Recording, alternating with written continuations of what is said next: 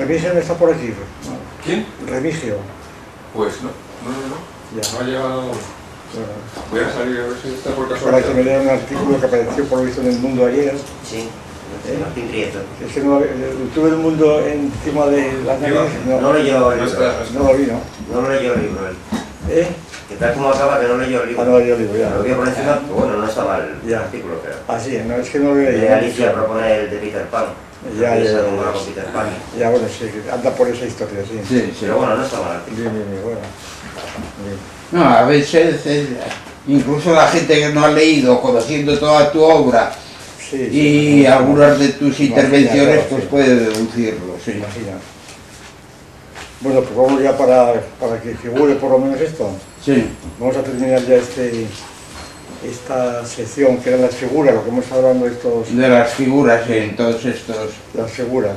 Que la última vez que estuve yo ya lo iniciaste, sí. Sí, no, sí, fue este trimestre, ¿no? Sí, O sea, que eran las figuras programáticas, sí,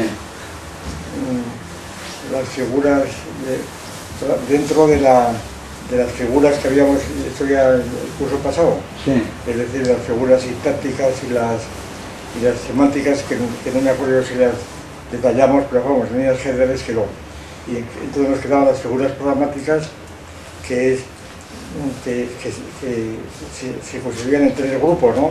Sí, Es decir, los autologismos, los dialogismos y las normas. sí. Entonces me faltan las normas, así que vamos a oír de las normas. Bien. El propósito aquí general es presentar pues qué es lo que cubre esta rúbrica. De las normas. Las normas, sí.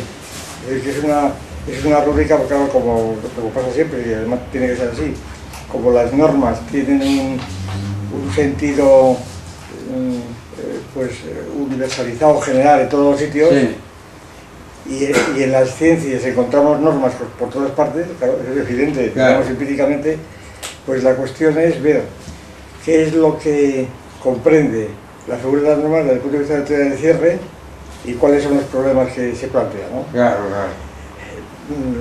La exposición que vamos a hacer es muy general, pero vamos, yo creo que es suficiente para descubrir multitud de cuestiones Sí. que requieren análisis ulteriores, pero en fin. Sin duda. Me ha pedido a mí Benjamín Riballa que le haga un artículo sobre la utilización por Antonio Gramsci de las normas Muy bien. en lo que se refiere al pensamiento jurídico. Bien. Pero Muy bien. Gramsci no utiliza nunca terminología jurídica, sino solo filosófica Sí. y sociológica, pero no obstante se deduce claramente de sus diversos conceptos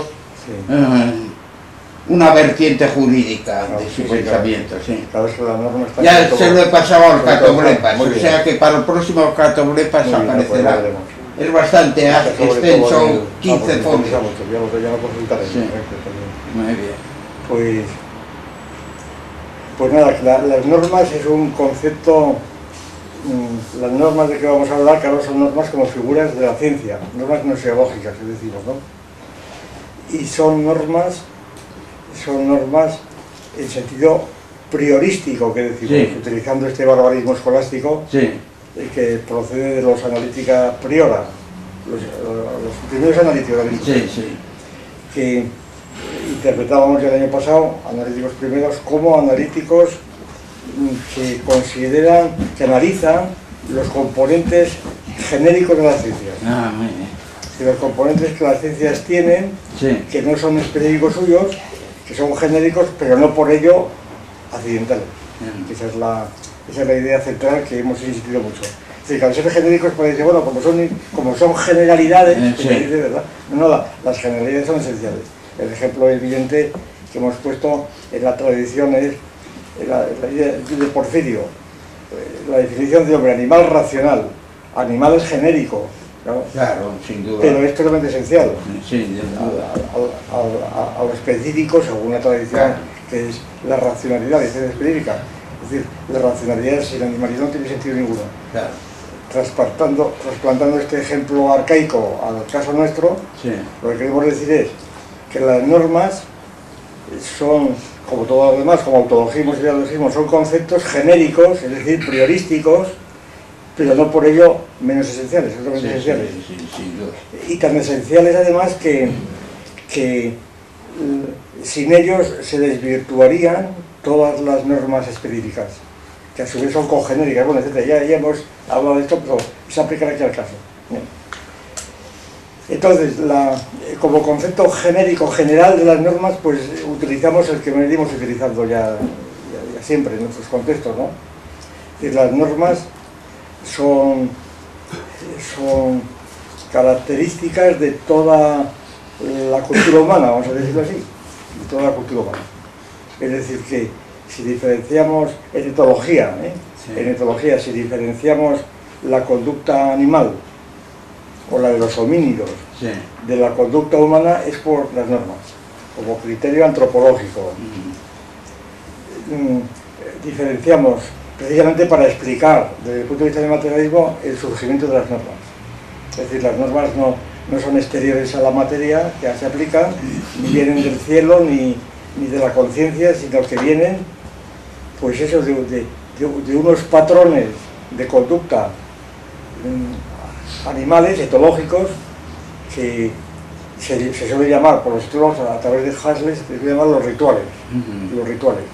Siempre hemos puesto este ejemplo que vuelvo a recordar para que no lo recuerde, no lo conozca, la diferencia entre dos conductas muy parecidas, una animal y otra humana, la conducta que llaman de ablución sustitutoria, ¿no? Es decir, los elefantes cuando van por el desierto y no tienen agua, y sin embargo ellos necesitan refrescarse, pues entonces cogen arena y se refresca, o se la pulverizan por la piel, por toda la piel. Ablución sustitutoria. Y esto es una rutina de los elefantes. Una conducta muy parecida es la del musulmán, que va por el desierto, tiene que hacer 4 o 5 abluciones diarias, ¿verdad? Y cuando no tiene agua, pues coge arena y hace con la arena. Claro. De manera ahí el paralelo es total, vamos. Sin duda. Yo recuerdo cuando leí esto y por otro quedé asombrado, digo, qué cosa tan similar. Y sin embargo, claro, ¿cómo establecer las diferencias? Pues son muchas, bueno, no vamos a decir así. Pero las diferencias en términos ya formalizados es que las primeras serían rutinas y las segundas serían normas. ¿Qué quiere decir esto? Pues que las rutinas, para decirlo rápidamente, las rutinas están, en este ejemplo, están determinadas por el termómetro. ¿Ah, sí? Sí, claro, por la temperatura. Claro. El termómetro biológico que lleva el elefante. Cuando sube la temperatura, pues necesita refrescarse y si no tiene agua, recurre a la arena. Ahora, es curioso que en las fotos estas que han hecho de embriones de animales, aparece como que el elefante fue inicialmente marino. Mientras que los delfines, que ahora son marinos, eran terrestres. Eso dicen, claro. Es muy curioso. Pues todo esto tendrá que ver en el código genético. Claro, lo esencial es que hay un termostato biológico que es el que marca la necesidad de sustitución. Bien, en el caso de los musulmanes, pues no sería el termómetro sino el reloj, el reloj. Es decir, lo que supone una medida del tiempo y además la orientación hacia la Meca, etc. El reloj dice, bueno, aquí a esta hora hay que hacer la evolución. Por tanto, es independiente ya de las condiciones de temperatura, y es otro horizonte totalmente distinto. Y entonces, esto plantea la cuestión de cómo, hasta qué punto las normas pues dependen o presuponen rutinas, claro, no parecen de la nada. Y nosotros hemos muchas veces sugerido la hipótesis de que las normas en un grupo social proceden de la confluencia de rutinas contrapuestas entre sí, de suerte que la rutina victoriosa es la que se convierte en norma. Y en ese acaba predominando. La rutina victoriosa, además, por su propio poder, simplemente porque es más fuerte. Lo cual explicaría también al mismo tiempo que en una sociedad de normas, pues siempre quedan las otras rutinas alternativas que están sofocadas por la victoria, pero en cualquier momento salen. Sí, Es sí. decir, lo que llamamos la libertad, ¿verdad? Es decir, que las normas no son totalmente impositivas, sino que siempre uno puede rebelarse contra ellas, Claro. marchándose del grupo, lo que fuera, cosa que no puede hacer el elefante con el caballo porque se muere, ¿no? Por Claro. ejemplo, ¿no? Y entonces, y en cambio el musulmán no se muere. Es decir, si no hace eso, pues no se muere. Tomando como un criterio, pues es el biológico, no hay otra solución desde el punto de vista materialista. Y claro, entonces las normas pues abarcan todo. Hay, las más conocidas son las normas de la talla de piedras, la talla de piedras, las piedras talladas, que además son el criterio de los paleontólogos para decidir si un yacimiento de piedras es humano o animal, Claro. es lo que utilizan. Sí, porque variará la técnica, Sí, claro. es decir, que un acúmulo de piedras que no están talladas, Sí. pues que se suelen llamar piedras seleccionadas, Sí. o piedras preparadas. Sí. Hombre, la selección ya supone, efectivamente, Sí, la selección supone ya Una pues, cierta... sí, una clasificación de las piedras, Claro. pero es una selección que no suele ir acompañada del acúmulo de piedras, Sí. selección que se encuentra en los alimoches, como Sí. se dice, el alimoche coge una piedra y la tira, Sí. en los chimpancés que Claro. arrojan piedras, es decir, es una práctica muy frecuente en los homínidos, Sí. las piedras preparadas en África, Sí. el acúmulo de piedras por varios sitios, pero que son culturas realmente pues totalmente primitivas, Sí. es decir, todavía que no garantizan que hay una sociedad definida frente a otras. Y en cambio, el criterio de una forma de talla pues prequelense o aquelense o lo que fuera, Sí. ya define inmediatamente una sociedad de unos grupos organizados respecto de otros. Y un periodo determinado Sí, no, por también supuesto, de la evolución históricamente, humana, claro, históricamente. Pero partido del principio, las bandas de homínidas que se van separando y van utilizando las piedras, pues precisamente yo ahora voy el próximo rasguño del Catobrepas, resume una conferencia que tuve que dar yo el otro día en la Facultad de Geológicas, invitado por, no me acuerdo cómo se llama, la Asociación de Áridos de Asturias, algo así, ¿no? De áridos. Sí. Que me propusieron el tema filosofía de las piedras. Ah. Y trato yo de esto ampliamente, ¿no? Claro. Pues bueno, ampliamente, dentro de los límites de un Sí. artículo, 20 folios o lo que fuera.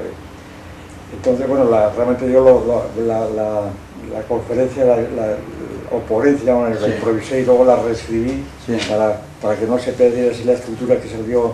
Y además es muy curioso, ya entre paréntesis, el público, que eran empresarios, eran geólogos y eran estudiantes, claro. Pues yo había propuesto que fuera Evaristo, pero al fin no quisieron, ¿verdad? Que fuera Evaristo. Sí. Porque además no querían una cosa, querían eso, querían filosofía de las piedras, no querían... Sí.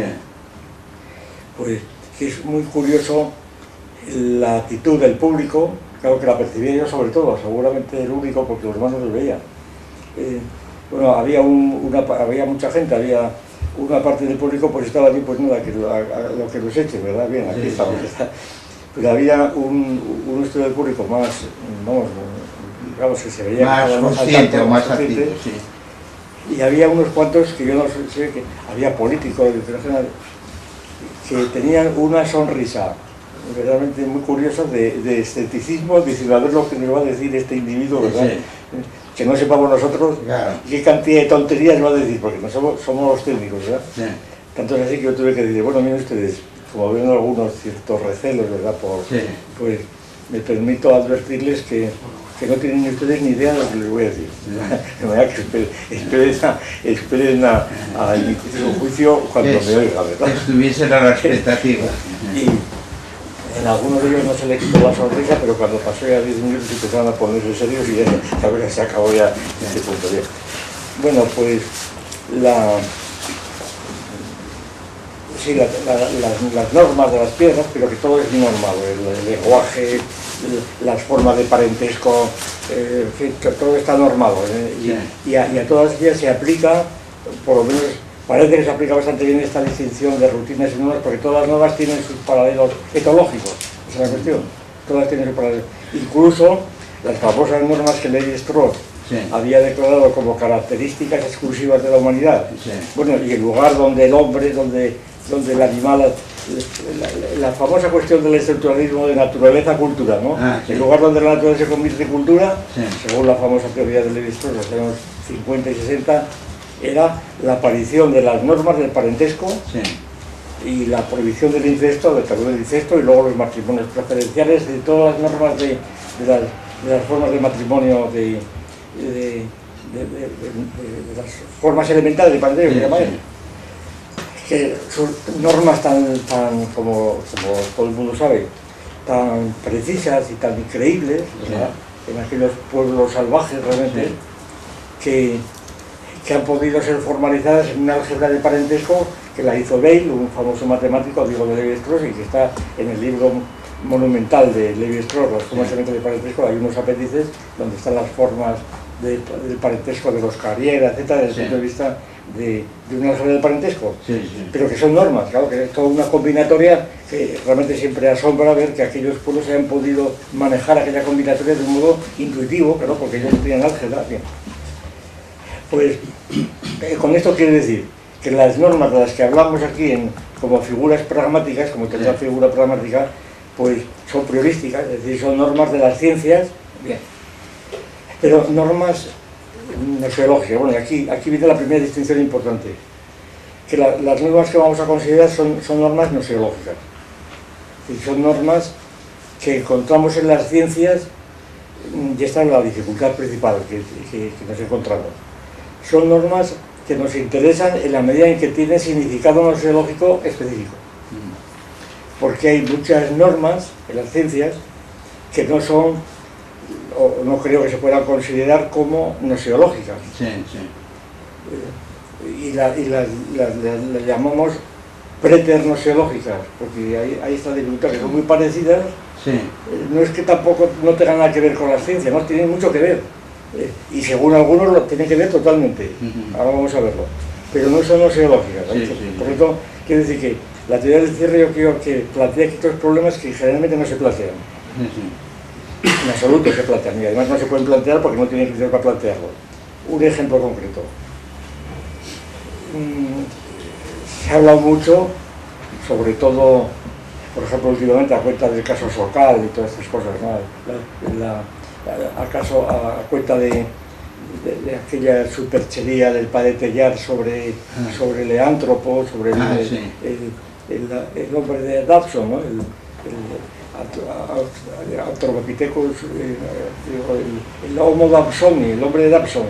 Aquella cosa que hizo Tellar con Dabson, que era un dentista, que los ingleses no tenían pues ancestros como los franceses, ¿verdad? Los alemanes tenían una Neandertal, el hombre de Cromañón. Los ingleses no tenían ancestros. Se saltaban los y entonces, claro, un pueblo como el inglés, el Imperio Británico, que no tenía ancestros, como el hombre de Neandertal y el hombre de Cromañón, pues no podía ser, ¿no? Por lo menos en España estaba la mona de Gibraltar, por ahí, entonces Dabson, pues, que era un dentista, descubrió el hombre de Dabson. Yo todavía, de estudiante, yo todavía estudié el hombre de Dabson. ¿No se llama de Piltdown, más bien? De Piltdown, sí, y Dabson por el descubridor, sí, el nombre de Piltdown o Dabson. Pero era el Homo Dabson. Yo me acuerdo lo estudiamos en los libros de primero de facultad, en los libros de prehistoria, era el hombre de Dabson, el pitecántropo, claro, el Uruguay, Dabson, y luego era el Neandertal y el Cromañón. Pero el del Piltdown no fue el de la célebre falsificación. Eso estoy diciendo, bien, claro. Y entonces, esto pues fue Dabson que cogió una calota de hombre y una mandíbula de chimpancé y unos dientes y se lo tragaron, ahí estaban lo debió hacer tan hábil que todos se lo creyeron. Y luego resulta que estuvo allí Tellar de saber, porque estuvo Tellar de saber que además venía al parecer de las cuevas del Pindal, de aquí de Asturias. Pero por ahí, sí. Y entonces pues luego descubrieron todo, incluso descubrieron que habían cerrado los dientes, incluso la sierra que habían utilizado, que era acero sueco, no sé qué, bueno, en plan policíaco, aquí se descubrió el fraude. Bien. Entonces, con este motivo, con el caso Socal, se planteó la cuestión de la ética científica, la ética de los científicos. la cuestión de la ética de los científicos. Es decir, necesitan una ética porque sin ética no se puede vivir, ¿verdad? Sí. Y si el científico no tiene ética, pues no tiene nada que hacer. Claro. Y entonces las normas éticas son las fundamentales. Sí, en la sí. ciencia y en la política, como nos dice el gobierno constantemente, hay que tener ética, porque si no, no se puede vivir. Sí, sí. Y entonces, pues hace falta aquí ética, ¿verdad? Una ética científica que comprende, pues, por ejemplo, comprende la veracidad, ¿no? Es decir, que el científico tiene que ser veraz, ¿verdad? Sí. Que no oculte pruebas. Sí. Son todo normas prácticas, científicas. La generosidad, ¿verdad? Debe participar rápidamente en sus descubrimientos a los otros, ¿verdad? Sí. Para que la ciencia pueda progresar, etc. Sí, ¿no? sí. Hay una serie de virtudes que se consideran como normas, casi obligadamente, incluso se incorporan a las deontologías de los diferentes gremios, ¿no? A las clases profesionales. Bien, esto es muy... Vamos, yo creo que lo que yo tengo que decir aquí es muy sencillo, aunque luego se pueda exponer de un modo muy profuso, ¿no? A mí me parece que todas estas normas no son noseológicas, son preternoseológicas. Primero, porque el incumplimiento de estas normas pues no impide en absoluto el desarrollo de la ciencia, incluso lo estimula, pueden ser funcionales. Es decir, el hecho de que haya que es un poco lo que pasa en política, el hecho de que los individuos, un ministro, un concejal o un ayuntamiento no tengan normas éticas, pues puede dar lugar a una corrupción, Sí. a una corrupción moderada, Sí. aquello de Bismarck, ¿verdad? Roba pero moderadamente, ¿verdad? Sí. Roba pero moderadamente. Es decir, en una democracia la corrupción pues puede, no es tesis mía, está estudiado por muchos sociólogos, puede dar lugar a una nube de gente, ¿verdad? Sí. Que es útil para el sostenimiento del sistema. Sí. Gente que está comprometida y que por ejemplo da estabilidad al sistema. Es decir, que funcionalmente la democracia, al margen de que esté bien o mal, ¿verdad? Que no es una cosa catastrófica para el sistema, al revés, que lo mantiene hasta cierto punto. En la ciencia yo creo que la cosa es mucho más clara. Es decir, gracias a que hubo la superchería de Teilhard de Chardin y el otro, pues se pudieron probar, la precisión de los métodos de los paleontólogos. Los métodos no se habían probado. Era un modo de poner a prueba, era un desafío, a ver si podéis probar. Un desafío. A ver si podéis probar esto, ¿no? Porque es que si no fuera así, todo quedaría reducido a la fe y a la generosidad y a la cosa. No, pero, a ver, tú prueba que aquello es yo hago esta superchería, prueba que esto es falso. Sí. Y entonces eso es un desafío. Por consiguiente, eso constituye, o 40 veces ha podido constituir, no digamos, la falta de generosidad del científico. Un científico que coge su descubrimiento, se lo guarda para sí, no lo comunica y lo mantiene como secreto, va funcionando y aquello estimula la competencia de los otros. Eso se ve claramente, por ejemplo, en el libro de Watson y Crick sobre la doble hélice, se ve claramente cómo esta falta de generosidad de Linus Pauling y de Crick y demás, a ver quién llegaba primero a la doble hélice, que era la hélice de Linus Pauling, pero la otra no, a ver quién llegaba primero. Aquella competencia es lo que estimuló realmente todo el desarrollo científico. Es decir, que ayer realmente, a mí me parece que las cuestiones éticas aquí están fuera de lugar. Sin embargo, se aplican por otro tipo de razones. Es decir, la veracidad, la generosidad, todo está fuera de lugar, desde el punto de vista noseológico. Entonces, lo cual tampoco quiere decir que yo me esté oponiendo a que las normas de carácter preternoseológico hayan de ser eliminadas, por otras razones. Y sobre todo la distinción, que se aplica aquí muy bien, como se aplica en otros casos, la distinción entre ética y deontología. Distinción totalmente oscura, porque vamos, generalmente se dice lo siguiente: la deontología médica, por ejemplo, que es donde yo estudio más el asunto. La deontología médica es el conjunto de normas éticas aplicadas a la medicina. Sí, eso lo expusiste en aquella conferencia que diste en Cuba, sí. En la Facultad de Medicina de Santa Clara. Sí. Es el conjunto de normas éticas aplicadas a la medicina. Bueno, pues entonces, si esto es la deontología, pues es una redundancia porque ya la medicina es por sí misma ética. Claro. la medicina, tal como entendemos la ética nosotros, la medicina es por sí misma ética, es decir, no entiende por qué. Entonces, ¿qué es la deontología? No es un conjunto de normas éticas, es conjunto de normas morales, en el sentido que entendemos por moral las normas que se refieren al sentimiento del grupo. Sí, eso sería el juramento hipocrático. Claro, sí, eso es, y no del individuo. Y entonces el grupo tiene unas normas para que se mantenga como tal grupo, que se expresan normas deontológicas, que vienen a ser normas de defensa del grupo frente a otros grupos, ¿no? Sí, sí. Y si se leen todas las normas de los colegios médicos, pues hay un porcentaje sí, de normas éticas, que son redundantes, claro. El principio de benevolencia y demás, claro, pues sí, por supuesto. Pero luego hay normas, las específicas deontológicas son las normas de defensa del grupo. Es decir, necesidad de que nadie pueda visitar si no tiene un título, está colegiado. ¿Qué quiere decir la medicina? Puede ser un individuo genial que no esté colegiado y entonces se le persigue. No, pero entonces se le persigue, claro. Es normas enteramente. Incluso penalmente, grupo, claro, sí. Por eso son normas del grupo. Y entonces en la ciencia pasa lo mismo. Pasa lo mismo, habría normas deontológicas pues de los físicos, de los químicos, de los matemáticos. Por ejemplo, las normas de intrusismo, en el que la prueba tiene que ser pues homologada dentro del grupo, pero no con otros. Es decir, que entonces yo creo que cabe distinguir bastante bien las normas gnoseológicas de las normas que no lo son. Bien. Aquí nos interesamos por las normas gnoseológicas, por supuesto. Y ahora, ¿cuáles son estas? Porque al mismo tiempo las gnoseológicas siguen siendo priorísticas. Es decir, tienen sus paralelos cogenéricos en otras normas, ¿sabes? Bien, pues los problemas que se plantean en la teoría del cierre sobre la posibilidad misma de normas gnoseológicas tienen que ver con la posición del sujeto en la ciencia. Claro, las normas desde luego se dirigen a los sujetos, a los operatorios. Por eso son normas pragmáticas. Es decir, no creo que tenga ningún sentido hablar de normas aplicadas a los propios objetos como la ciencia trata, ¿verdad? Las normas son normas referidas a los sujetos que manipulan aquellas cosas, ¿no? Pero no a los objetos.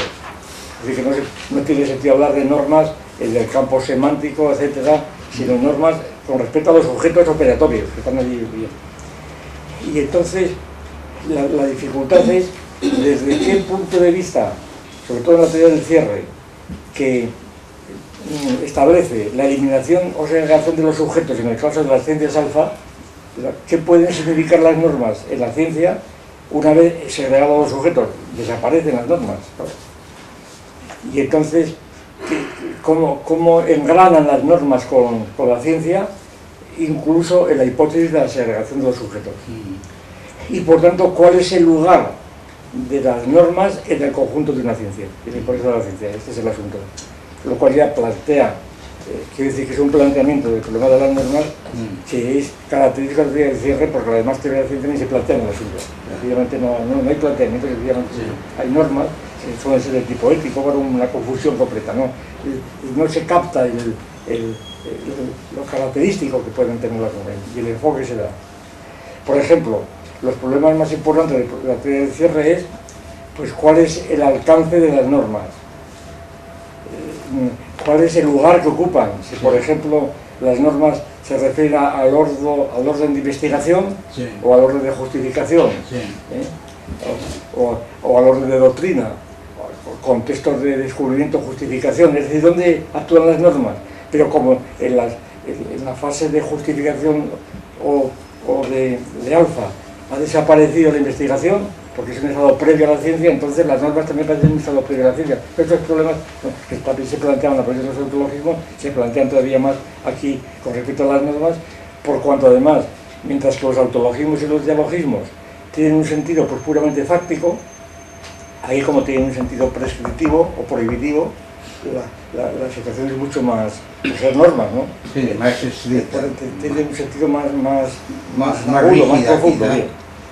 Bien, pues entonces, claro, para hablar en general, las dos grandes posiciones que podemos distinguir en principio acerca de las normas en las diferentes teorías de la ciencia son estas dos, o serían estas dos principales. Primero, la tesis de que las normas en las ciencias son vamos a decirlo así rápidamente, superestructuras prescindibles, ¿verdad? Que las normas no tienen que ver con las ciencias, que son superestructuras, sencillamente, con la estructura de la ciencia. Y que la ciencia como tal debe estar al margen de toda norma, debe reivindicar la libertad de toda norma, y esta es la tesis del anarquismo, lo que se llama el anarquismo epistemológico, lo llama Feyerabend. Sí, Que es la tesis de Feyerabend. El anarquismo epistemológico nosotros llamaríamos el anarquismo noseológico, claro, Feyerabend era lo mismo una cosa que la otra, claro. Sí. Y entonces, pues, entonces lo que dice Feyerabend, claro, es que las normas, nada en absoluto, ¿verdad? Sobre el método que además se titula anarquismo epistemológico, sencillamente el nombre de lo que llama la libertad de proliferación, el principio de proliferación, cualquier cosa debe ser susceptible de ser puesta un poco arriba, incluso las leyes de Newton, las leyes de Huygens, las leyes de la gravitación, las leyes de Maxwell, todo se puede poner en contra, al revés, y por tanto no hay ninguna norma. Y además, eso sería la anarquía total. Sí, el anarquismo noseológico, y ese es el principio y esa es la novedad de Feyerabend, que luego tanto influyó, bueno, moderadamente en todo el Kuhnismo, ahí está más o menos. Sí, Kuhn lo recoge. Sí. Claro, sí, muy matizado, pero vamos. Sí. Entonces, claro, esta es la idea de la anomia, vamos a decir, la anomia, no hay normas. El anarquismo, anomia, no sé, no hay normas. Las normas son elementos extraños, ajenos a las ciencias. La ciencia va por otro lado que por la norma. Está, pero es decir, más allá del bien y del mal. No solamente moral, sino ético y noseológico. Bien. Y claro, lo que no es cosa aquí de atacar el asunto, porque había que coger los libros de Feyerabend y ir analizando los análisis, pero vamos, las líneas generales, porque es lo que estamos haciendo aquí, un esbozo general del asunto. A mí me parece que lo que dice Feyerabend es, pues, primero que no ha definido qué son las normas, él confunde todo, ¿verdad? Y las normas son normas que las ve como extrínsecas, y entonces ya confunde enteramente las normas constitutivas con las normas, pues, alternativas que llamamos. Ejemplo, este verano recordarán que dieron el premio Nobel a un matemático, el premio Nobel, la medalla Fields, el premio Nobel de los matemáticos, en Madrid, a un matemático ruso que era Perelman, que había descubierto después de muchos años, pues, las conjeturas de Poincaré, y que recordaban la que había descubierto hacía 6 o 7 años cuando el teorema de Fermat. Entonces, en Madrid, que fue un comentario este verano, en Madrid se celebraba un congreso internacional de matemáticos para dar la medalla Fields, que es el premio Nobel de los matemáticos, porque Nobel no puso premios de física. Y entonces el acto principal era darle el premio Fields, como se lo dieron a Perelman, con no sé cuántos millones de dólares, y entonces pues Perelman no cumplió, porque dijo que su premio era ver la demostración y que todo eso eran bobadas, ¿verdad? Y que todas las cosas, que no se sentía obligado de ahí a ese acto puramente externo a la ciencia, extrínseco a la ciencia, sino que era un acto puramente social, y que no iba. Para él era un divertimento. Claro. Y entonces esto fue, pues, claro, fue muy mal recibido por los organizadores, pero hubo muchos comentarios en la prensa, y muchos más que yo no leí, pues subrayando qué razón tenía Feyerabend, ¿verdad? Que Perelman, como era el verdadero científico, ¿verdad?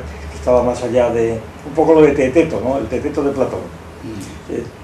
Platón es el matemático puro que está fuera de la plaza pública, que no le interesa nada y que naturalmente queda fuera de todo reconocimiento humano, porque sus premios son puramente incluso ignora lo que es la plaza pública, ignora lo que es la medalla Fields, ¿verdad? Lo cual no se lo dice porque Perelman la recibiera y además cobrase el dinero, eso ya se había enterado, ¿verdad? Pero ya es una cuestión de psicología que aquí no interesa. Lo cierto es que aquí, desde el punto de vista de Feyerabend, pues se podría decir, mira, Perelman es un anarquista, claro, porque no admite las normas. Claro, pero es que esas normas son normas puramente adventicias, son normas que no son normas constitutivas de las matemáticas. Y aquí nos atribuimos a las normas constitutivas, no estas otras, ¿no?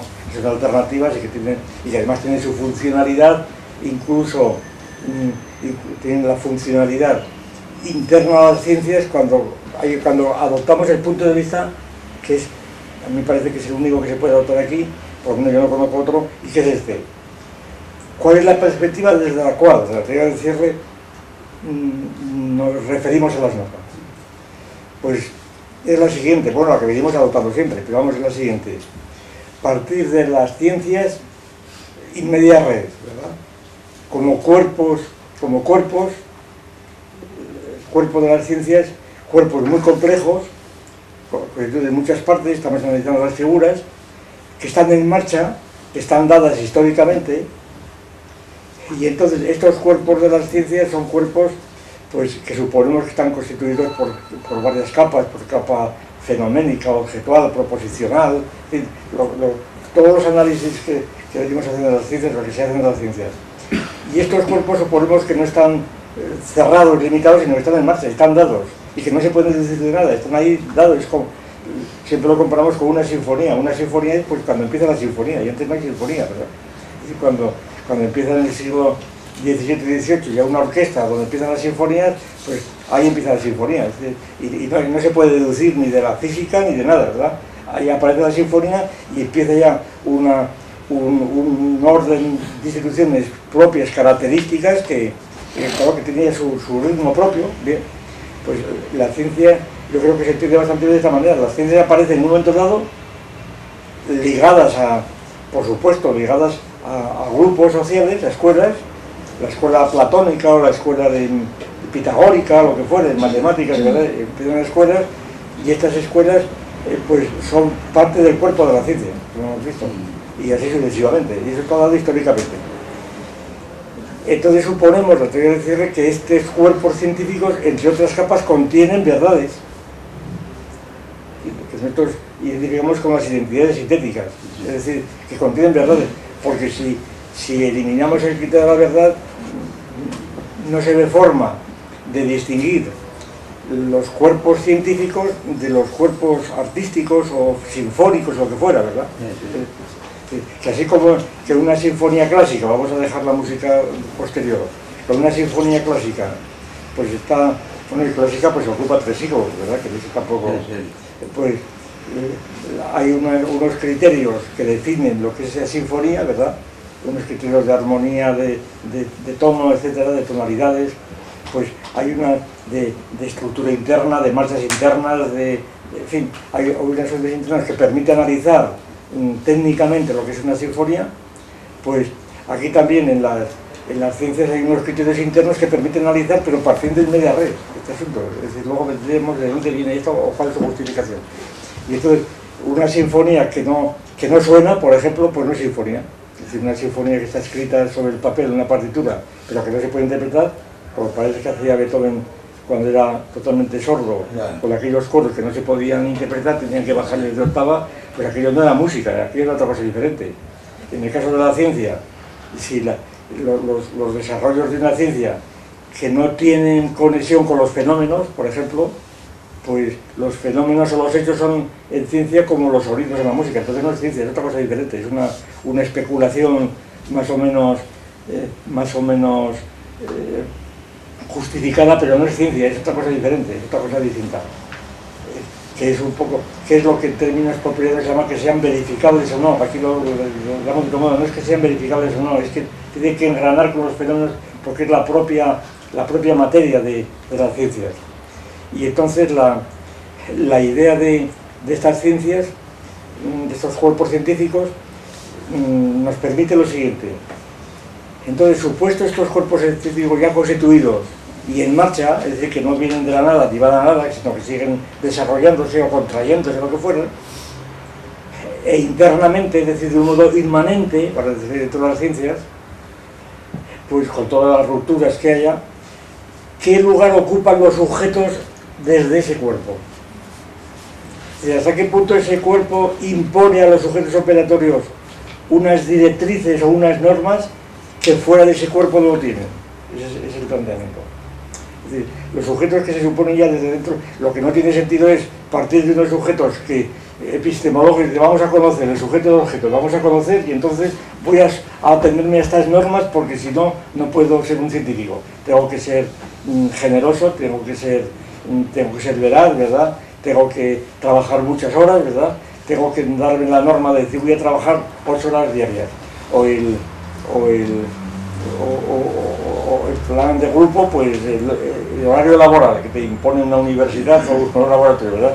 Por muchas normas de ese tipo no garantizan absolutamente nada, ¿verdad? Absolutamente nada. Más que una producción científica, pues eso, completamente anodina, bien. Entonces, esas normas son también externas, como natural. Entonces el problema es cómo, para que el cuerpo científico pueda subsistir como tal y pueda mantenerse, y mantenerse es desarrollarse, no es que está desarrollándose, es la idea central, es el desarrollo histórico. Es como un cuerpo vivo de las ciencias. No, la ciencia no es una cosa que está haciéndose continuamente. Y entonces en este cuerpo vivo, ¿cómo determina en los sujetos que a él pertenecen, pues unas orientaciones, unas instrucciones en una y otra, que es lo que llamamos normas? Ese es el asunto.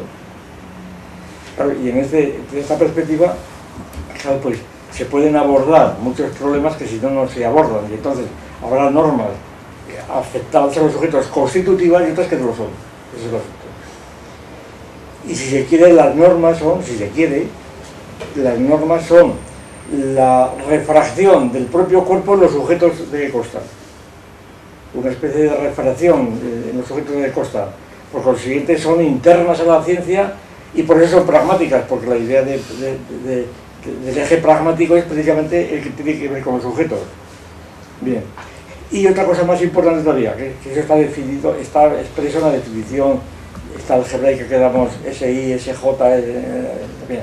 Es lo siguiente, que la estructura del cuerpo de las ciencias no emana, por así decirlo, directamente las normas sobre los sujetos, porque tampoco, entonces supondríamos también una separación, sino que la cuestión sería que estas normas se extienden a los sujetos a partir de ciertos sujetos privilegiados que se supone que o han creado esas partes de la ciencia, es decir, que las normas se propagan a través de unos sujetos, a través de otros. De unos sujetos que son los maestros de las normas, pero no de los sujetos en general. Es decir, que hay una dialéctica interna diamédica entre los sujetos, que no es meramente la relación metamédica de los cuerpos a las normas. Ese es el asunto. Hay que analizarlo mucho más, pero por ahí va el asunto. Bueno, pues entonces resulta que el anarquismo noseológico, pues es porque estaría refiriéndose a esas normas que no son constitutivas, y por lo tanto está hablando de otras cosas. Y además, la segunda tipo de críticas que yo creo que se le podría hacer son las siguientes, que este anarquismo noseológico, pues se puede reinterpretar precisamente como no tan anarquismo, sino como obediencia a otro tipo de normas. Concretamente, a las normas dialécticas que son las normas ordinarias de todas las ciencias de siempre, que están en los dialogismos y tal. Es decir, por ejemplo, se dice Feyerabend, el principio de la inercia, pues no tiene por qué ser admitido como tal axioma, se puede hacer el contrario. Eso es lo que se ha hecho siempre. Eso es lo que se ha hecho siempre. Es decir, que si tú pones un principio P implica Q, tú siempre tienes que contrastarlo con la negación de P, negación de Q y todo el cuadro lógico. Y entonces eso es lo que ha hecho siempre. ¿Por qué? Pues porque precisamente la formulación proposicional, por ejemplo, de las normas, se despega de los materiales y tienes que ir viendo aquello que decía Descartes, los recuentos, hacer recuentos. Esos recuentos de cartesianos estaban pensados en plan psicológico, para ver si no han olvidado nada. Pero esos recuentos traducidos lógicamente es esto, hacer todas las posibilidades, toda la combinatoria en cada caso. Y entonces esta combinatoria es una norma que se exige desde el punto de vista del propio cuerpo científico, hasta que vas excluyendo las que no encajan con el sistema. Es decir, es el razonamiento apagógico, el razonamiento ordinario. Es decir, que habría una norma se podría también, digo para hablar en los términos de Feyerabend, se podría dar una norma diciendo, norma, tienes que establecer todas las propiedades contrarias a una norma dada. Bueno, claro que está, dialécticamente, que no tiene más misterio. Bueno, la otra posición del anarquismo que hemos dicho sería la opuesta. Aquí sería la posición de quienes dicen que absolutamente todas las ciencias son normas. Que todo lo que hay en las ciencias son normas, que las ciencias son un sistema de normas, efectivamente. Y esta postura, vamos, que en principio es la contrafigura, o está expuesta como contrafigura del anarquismo, pues yo creo que tiene un nombre, una aproximación a lo que se llama el convencionalismo. Perdón, quería preguntarle, bueno, aparte de, hay ideas que vienen de antiguo, ¿no? Aquello de ubi y orbis y biurbe, sí. El orbis terrarum, sí. Vinculado a la idea de oikoumene, etcétera, etcétera. En relación con esto, o aparte de esto, la idea de comunidad ideal de comunicación de Habermas, tal como está construida, ¿usted entiende que está construida más como un concepto, como una idea tipo, o como un tipo ideal de Weber, o que está construido más bien en la línea de un concepto clase, en el sentido... No, yo creo que más bien quizá una mezcla de ambos, ¿no? Porque bueno, habría que establecer parámetros interpretativos, claro, etcétera, pero me refiero internamente. Hombre, tiene mucho que ver con los tipos ideales, claro, es un prototipo ideal, que luego no se sabe muy bien dónde está, es un prototipo ideal, claro, como suele ser. Lo que pasa es que al mismo tiempo no excluye que sea un proyecto clase, todos los que pertenecen a aquello, claro. Lo que pasa es que, bueno, y esto tiene aquí la aplicación, bueno, que más adelante habría que hablar de ello, de lo que se llaman las comunidades científicas después de Kuhn, esto de las comunidades científicas. Pero sí, vamos, es un punto interesante de los que hay que explicar, por supuesto. Bueno, para terminar, porque es que yo no dispongo de más tiempo. La cuestión entonces es la siguiente, que este convencionalismo es el que sostiene que absolutamente todo lo que las ciencias ofrecen son productos de convenciones, de consensos o lo que fuera. Pues el convencionalismo pues tiene una trayectoria muy pragmática, precisamente, pragmática, en el pragmatismo americano, ¿verdad? De William James, etc. Dewey.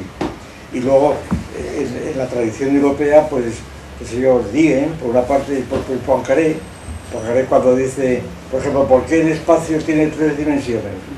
Pues porque es una convención, porque hemos acordado que sea así, ¿verdad? Y así sucesivamente. Entonces, no hay, porque es una definición, no hay propiamente verdades, son definiciones convencionales y no hay más que hacer. Y luego estas definiciones convencionales se vinculan unas entre sí por coherencia puramente lógica, y entonces las ciencias son construcciones, es un poco el poperismo, el teoreticismo, son construcciones completamente convencionales en principio, que el único criterio es que sean falsables, pero por sí mismo no es eso, realmente no hay. Y en el fondo es un convencionalismo que tiene el criterio objetivo de la falsación, pero no de la verificación, y tampoco sabe lo que es la falsación. Bueno, total, que entonces las normas de las que hablamos, pues son normas ya constitutivas, principalmente, y normas noseológicas y no pretensiológicas. Entonces, el problema central es el problema de la clasificación de las normas, las clases de normas que hay, noseológicas. Y entonces, pues, renuncio a empezar con esto porque sería por lo menos una hora, ¿no? Simplemente les leo la conclusión, ¿no? Sí, el programa más bien, ¿no? El programa.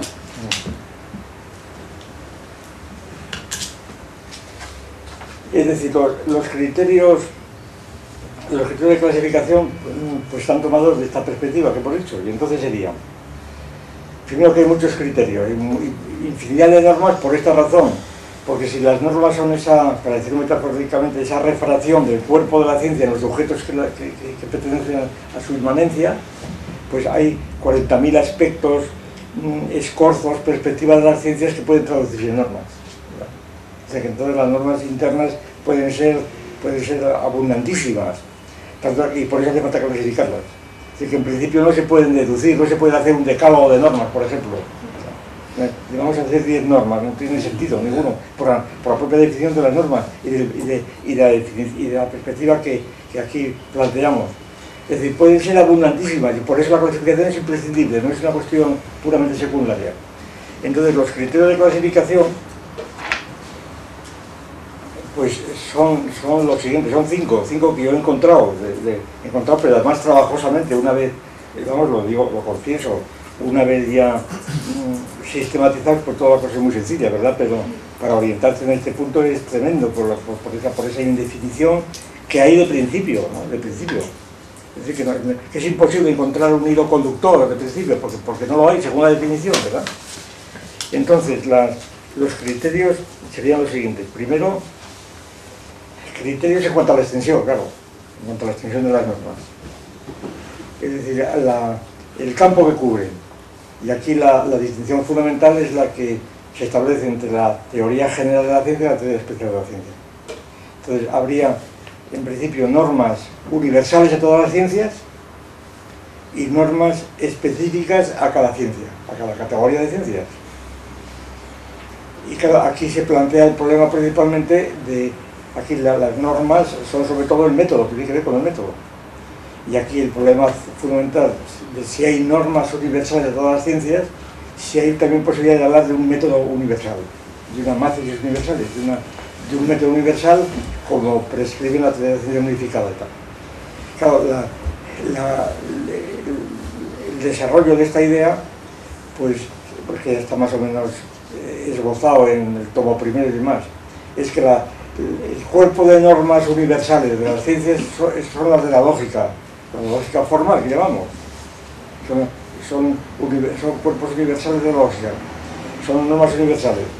Es decir, todos los principios de la lógica, pero de tal manera que estos principios de la lógica formal, pues entendido en su proyección psicológica, claro, no como leyes algebraicas, sino como leyes, por ejemplo, leyes dialécticas, leyes lógicas, leyes de aplicación, pues que estos principios de la lógica no son absolutamente aptos para deducir los principios de cada ciencia, es la idea central. Que no hay posibilidad de un método general, que no hay un método universal, que los métodos de cada ciencia brotan de la propia materia de cada ciencia y no se deducen de la lógica, que son abstracciones generales que sirven sobre todo, yo creo, de control, métodos de control. Cuando la ciencia ya está hecha, métodos de control, pero no en absoluto el ars inveniendi famoso del método de Ramus y Descartes, ¿verdad? Un arte porque además basta ver cuando las famosas reglas cartesianas del discurso del método son trivialidades de tal calaña, ¿verdad?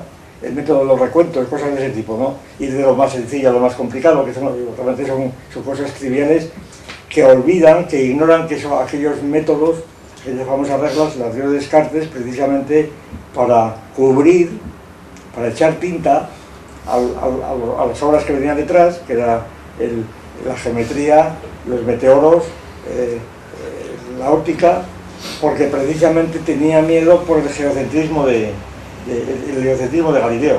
Y entonces publicó un prefacio a esas obras, le llamó el discurso del método, y es lo que han estudiado y han leído todos los profesores de filosofía que explican a Descartes, ¿verdad? Pero no se han leído la geometría, que no estaban los propios métodos de Descartes, ¿no? Y entonces esas reglas pues son tan triviales que sirven muy bien para los bachilleratos y esto les da gusto, ¿verdad? Hacer recuentos, que no olvidas de nada, y de lo simple al complejo, esas bobadas, ¿no? Y entonces, claro, esto no son reglas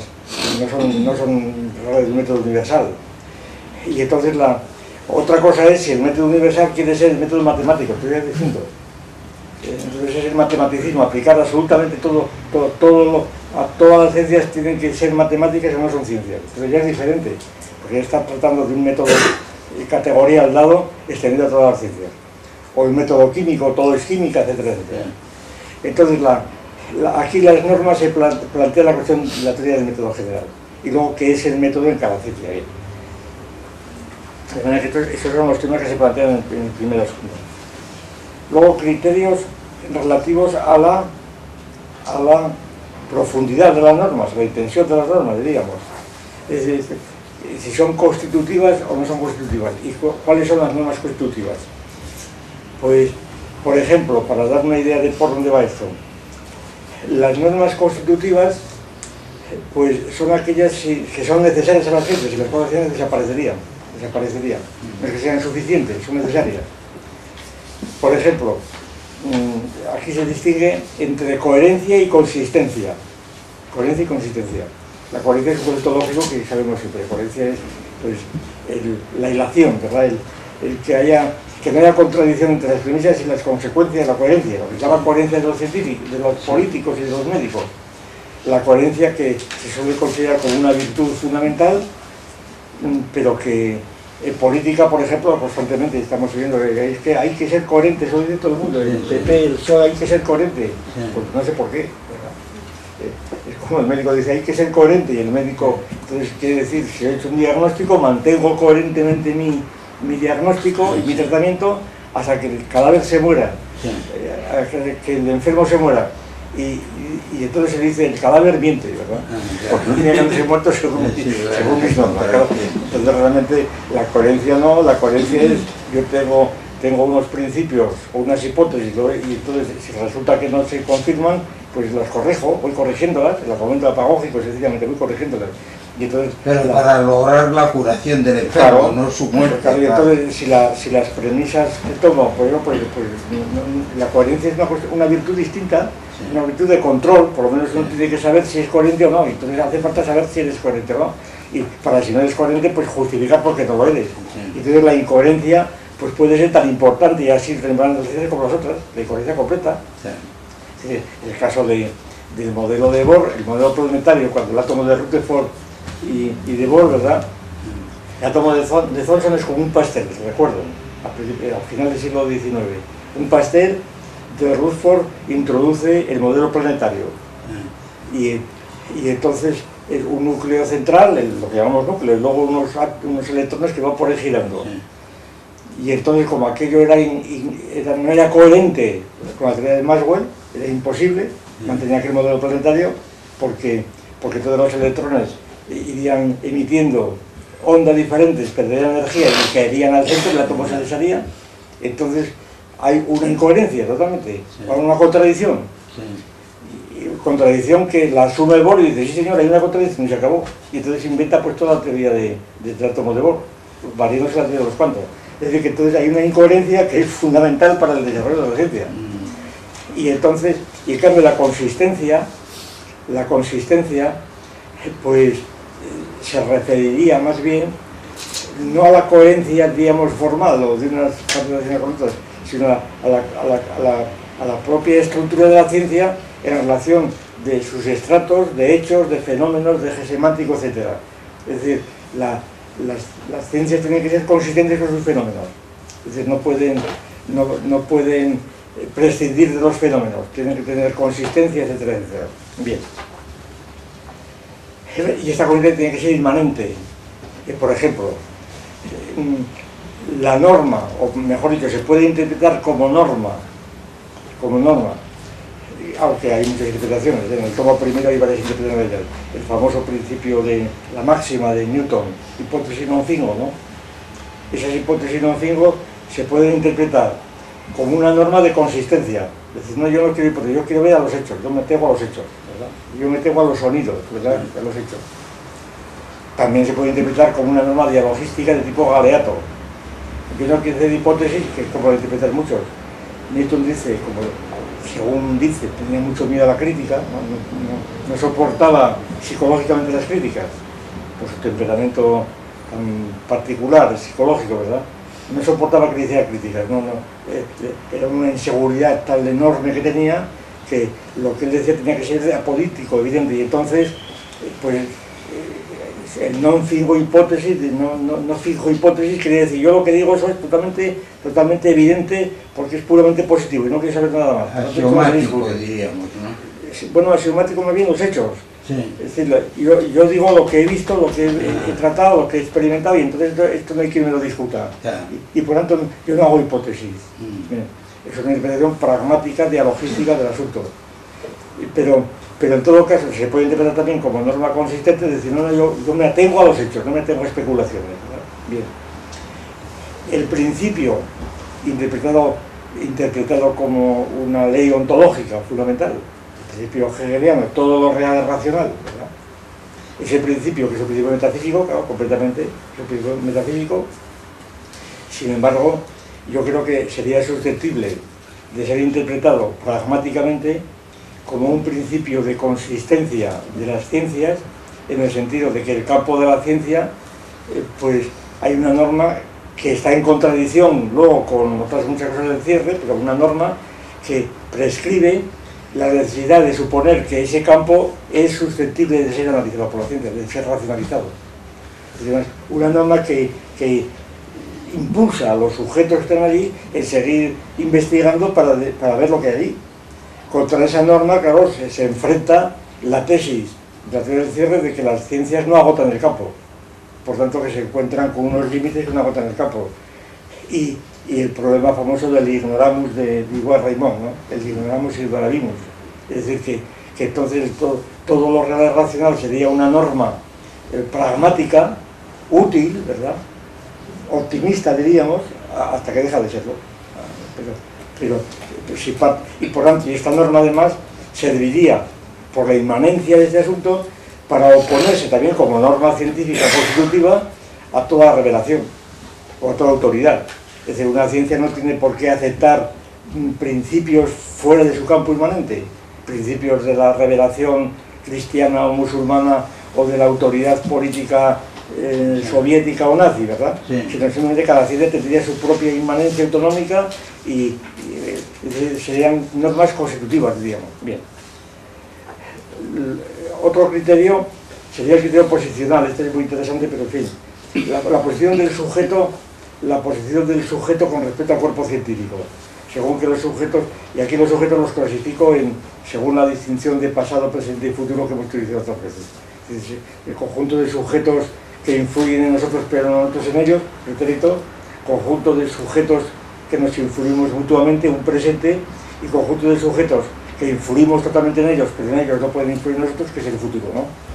Entonces, con respecto a esta clasificación de los sujetos respecto al cuerpo científico, a un cuerpo científico en marcha, pues hay diferentes tipos de normas muy interesantes, muy variadas. Por ejemplo, toda la cuestión de la enseñanza está aquí incluida, la norma de la enseñanza está incluida, pero no por beneficencia, ni por divulgación, ahí está la cuestión. Esto impone también un tratamiento. Dice Séneca, por ejemplo, lo tengo que citar porque es una cita pues muy oportuna. Dice Séneca: no me atrevería yo nunca a saber nada que no pudiera enseñarlo inmediatamente. Todo lo que yo sé tengo que enseñarlo enseguida. Y claro, se encarece esta norma o máxima de Séneca como propia de un hombre generoso, ¿verdad? Todo esto es música celestial, ¿verdad? Cuando se dice hace falta, que es una cosa muy extendida entre los americanos, la divulgación, hay que divulgar, el pueblo, la democracia tiene inmediatamente que saber todo. Muy bien, por mucho que divulgues una ciencia y por mucho que lo enseñes por todas las escuelas, la verdad científica no alcanza ni un ápice más, ¿verdad? Son cosas distintas, no tienen nada que ver. Tú podrás divulgar lo que quieras, pero absolutamente alcanza un ápice más. Entonces la razón de la enseñanza está por otro lado. La razón que a mí se me ocurre, yo no veo otra, la razón interna, es que la enseñanza de la ciencia es para crear nuevos investigadores, no para que el pueblo sepa más. Claro. Para que los propios científicos, el complejo científico pueda realimentarse, ¿verdad? Sí. Otra cosa es que naturalmente si hay mucha gente que está preparado, pues puedan ser, pero en principio no es esto, es otra cosa distinta, es una razón puramente inmanente. Bien. Luego la clasificación de la ciencia según la fuerza de obligar que tiene, la fuerza de obligar. Aquí se presenta pues la fuerza de obligar, la fuerza del consenso, de los convenios, de la autoridad interna, la autoridad interna, la presión interna. Por ejemplo, la conferencia de Solvay, famosa, ¿no? Donde se reunió el año 29 pues toda la pues qué sé yo, todo el cuadro, toda la orla de la física de la época, de clásica y moderna, y estaba Einstein y Rutherford, y estaba Heisenberg, allí estaban todos, ¿verdad? Y Planck, y tal, todo. Entonces, allí claramente se hubo una escisión, bueno, dos corrientes, la de los clásicos, que era sobre todo Planck y Einstein, a pesar de que Planck estaba por otro lado, pero Planck no creía en sus cuantos, es decir, Planck fue aquello como un expediente, pero no estaba muy seguro, le parecía absurdo aquello, y estaba con Einstein, que era la física determinista y tal, y todos los otros, ¿verdad?, que es lo que hoy ha prevalecido, pues era la física cuántica indeterminista, etc. ¿Qué pasó en la conferencia de Solvay? Pues que prevaleció la escuela de Copenhague, prevaleció los otros. ¿Por qué? Por la autoridad de los que estaban allí. Por decir, porque era realmente la democracia. Es decir, la democracia, a mí me parece, vamos, en política, es una tesis que he defendido otras veces, la democracia se impone cuando es la mayoría, que es como se define. Porque cuando es la mayoría, pero cuando no es la mayoría en una democracia, que como nos pasa ahora, que son multitud de partidos políticos donde ya no son las mayorías, sino son coaliciones, entonces ya es otra cosa diferente, ¿no? Es decir, cuando es la mayoría, entonces se impone por su propia fuerza. Y aquí la mayoría de los que estaban en la conferencia de Solvay fueron estos, y entonces se impuso aquello como norma, ¿no? Otra vez puede ser la autoridad interna de el caso de Newton o de Einstein, claro, que por su propia autoridad, que han mantenido en algunas partes bien. Y por último, criterios relativos a las figuras gnoseológicas de las normas. Es una parte ya muy detallada sobre si las normas se refieren a normas sintácticas, normas semánticas, normas pragmáticas, si se refieren a modos gnoseológicos, a modos de definiciones, modos tales, es decir, y cómo las normas son diferentes en cada caso. Entonces da lugar a un desarrollo amplísimo, muy prolijo, ¿verdad? Muy prolijo, y que claro que hace falta tiempo para exponerlo. Pero más o menos por ahí va la cosa. Entonces quedamos el lunes que viene, no hay sesión porque yo estoy fuera. Hasta ya después de las vacaciones, ¿no? Después de las vacaciones. Muy bien. Muy interesante. Muy bien. Pablo, acércate. Ya sé que no podría... Sí, ¿qué tal? Muy bien. Charlamos ahora un poco, pero luego me vas a tener que llevar en el coche por lo que hoy no ha venido Gustavo Junior, que es el que me suele facilitar el coche. Pero bueno, podemos charlar bastante de todo lo de Cordón, que te interese, sí. Porque yo lo he tratado mucho a Cordón. Ya, por eso. Sí, sí. Bueno. Y tengo un montón de libros suyos, sí. Pero ya te los facilitaré. Lo que pasa es que lo que no sé es si todos los libros están en la biblioteca, porque hubo algunos, como Carlos Penalba, que se llevaron algunos de los de Cordón. Pero bueno, pero no hay ningún problema, se pueden recuperar. Basta con llamarle y...